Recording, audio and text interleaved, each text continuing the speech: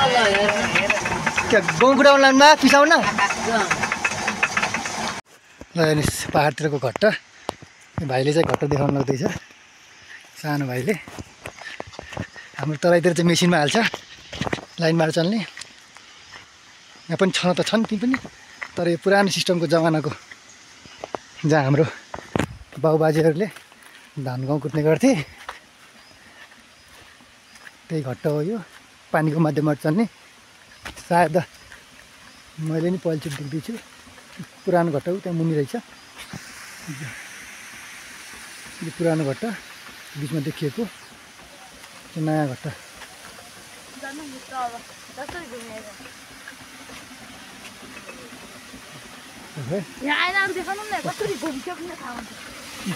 यो चाहिँ पानीको पाइप, माथिबाट पानी ल्याउँछ अनि पानी ल्याएर यसरी हाल्छ। त्यो पम्फामको पानीको छोरा यसरी हाल्छ अनि यसरी घट्ट घुम्छ। यो पाइपबाट पानी एकदम फुट पङ्खामा हालेपछि यताबाट मोटर घुमेपछि चाहिँ पङ्खा घुम्छ। अनि भइसकेपछि पानी चाहिँ यसरी तल झर्छ। तल झर्छ त्यही माथिबाट आएको पानीलाई पाइप मार्फत यहाँ ल्याइन्छ। अनि यही पानी माथिबाट छ, माथिबाट पोस्टको साथ फाल्छ, प्रेसरको साथ। अनि त्यही पानीलाई चाहिँ युज भइसकेपछि पुनः फालेर फेरि पुनः त्यही मुहानमा लगिन्छ। अब यहाँ धान गहुँ कुटेर आएको हेरौँ है त।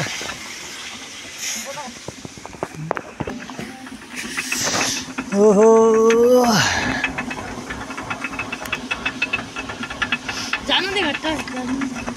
आएँ है, म हेर्न मात्रै आएँ है।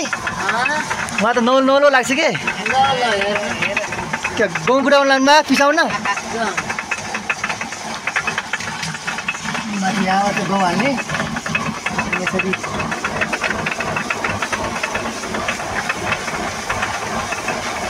अनि अघि देखेको पानी त पङ्खा घुमाएको छ, अनि पङ्खा मार्दा चाहिँ यो पनि घुमिरहेको छ।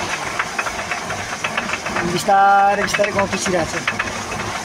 यहाँ हाम्रो पुरानो बाजे बराजले चलिरहेको चलन अहिले पनि चल्दैछ पाहाडतिर। दिनभरि लाग्छ होला है? यति कटो 1 घन्टा पनि भ्याइन्छ? त्यसलाई 2 घन्टा? ए कहाँ टाढोदेखि आउनुभयो कि नजिकै हो? मेरो त तल कोलपुर। म यहाँ के भन्छ बाजेलाई के भन्छ? बाजेलाई के भन्छ? गाउँघरतिर के भन्छन्?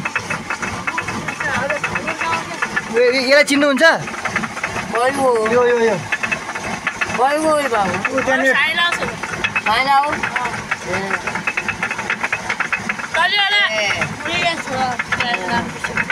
बुवालाई चिन्नु, गोपीचन्दलाई चिन्नुहुन्छ? हो, म उहाँकै छोरा हो। भर्खर पहिलोचोटि आयो। म वहीँ जाने अनि एकचोटि देउता मान्ने भनेर आएको। हजुर हजुर नमस्कार है त। अनि नमस्ते है। अनि म यसो देखाएको थिइनँ कि मैले घट्ट आयो, अनि त्यही भएर के रहेछ भनेर यसो हेर्दै आएको।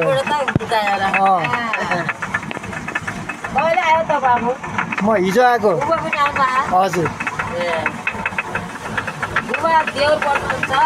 ए हजुरको?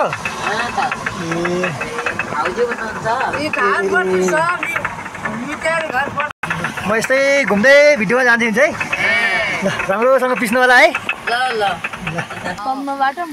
मलाई त एकदम रमाइलो लागिरहेको कि धेरै बसी कति जन्मेपछि अहिले आएको। एउटा मुनि पहिला चाहिँ चल्ने, अहिले चाहिँ बन्द भएको के अरे भत्कीको घट्ट अरे। यसरी कुलो लगायो भने कुलोमा पानी गयो अनि यसरी। मलाई पनि थाहा छैन, त्यो सानो भाइले सिकाइरहेको छ मलाई, यहाँ यस्तो हुन्छ उस्तो हुन्छ भनेर।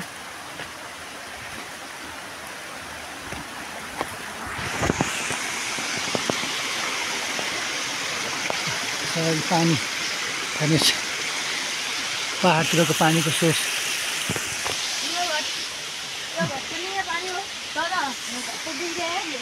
त्यसलाई के भन्छ घट्टी कुलो भन्छ कुलो यो बन्द भएर यस्तो यसरी कुलोबाट पानी तल झर्छ यहाँ चाहिँ अब अहिले बन्द भएर चाहिँ छैन बन्द देखिन्छ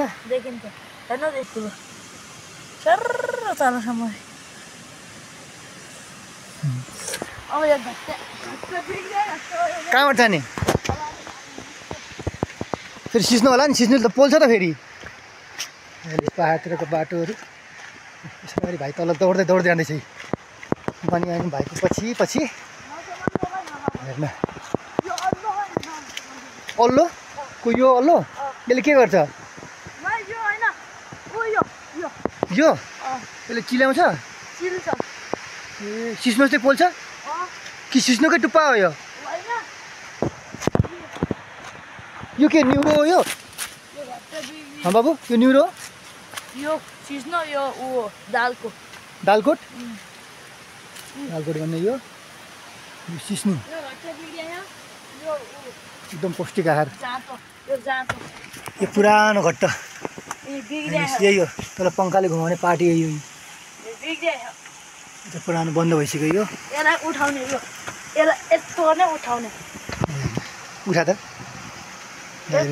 चलाएपछि घुमेन है जाम भइसक्यो होला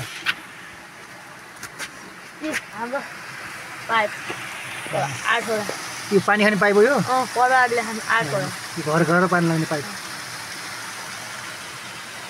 अहिले त पहाडतिर के छैन पानी छैन कि लाइन छैन कि विद्युत त्यस्तै गइसक्यो घर घरमा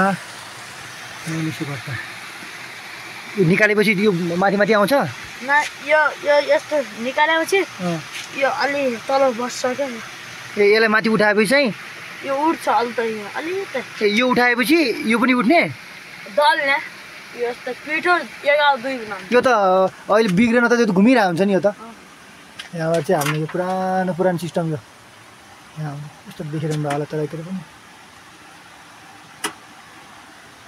पुरानो घट्टा यहाँबाट झर्छ आफै झर्छ कि यसरी हात तान्नुपर्छ यहाँ झर्छ आफै यस्तो यहाँ एउटा हाटो हुन्छ यहाँ कट गर्छ अन्त आफै